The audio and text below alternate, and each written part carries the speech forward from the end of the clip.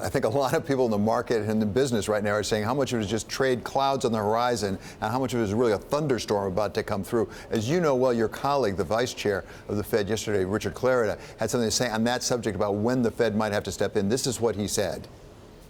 If the incoming data were to show a persistent shortfall in inflation below our 2% objective, or were to indicate that global economic and financial developments present a material downside risk to our baseline outlook, then these are developments that the committee would take into account in assessing the appropriate stance for monetary policy.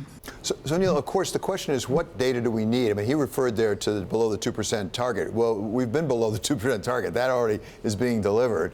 So what data specifically would you look at to determine whether, as I say, there's clouds on the horizon or actually there's a thunderstorm about to hit? Well, I would separate out both things. One is the fundamentals of the economy, and the second is what's happening to inflation. And you're right, for 10 years, basically, as we've had this 2% inflation target, we've been pretty consistently under the target the entire time. My reading of it with my economists here in Minneapolis is that inflation expectations are anchored at around 1.7%, which doesn't seem like a big miss, but actually that saps our ability to respond to future economic downturns. So that's one issue on its own.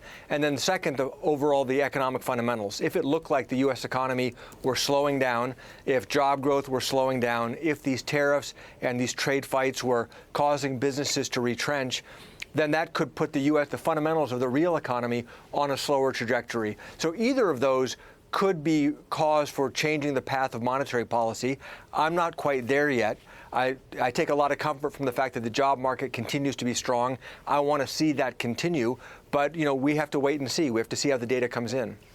There was a great column here at Bloomberg this morning that talked about Trump, and he said that President Trump may have found a way for the FOMC to do his bidding after all and cut rates, just ratchet up economic fears through trade threats.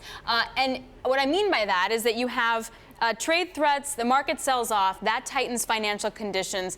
Does that mean that then you have to wind up cutting? How do you do that when there's still the pressure from Trump to cut? How do you get the cover you need to do what you need to do for the economy?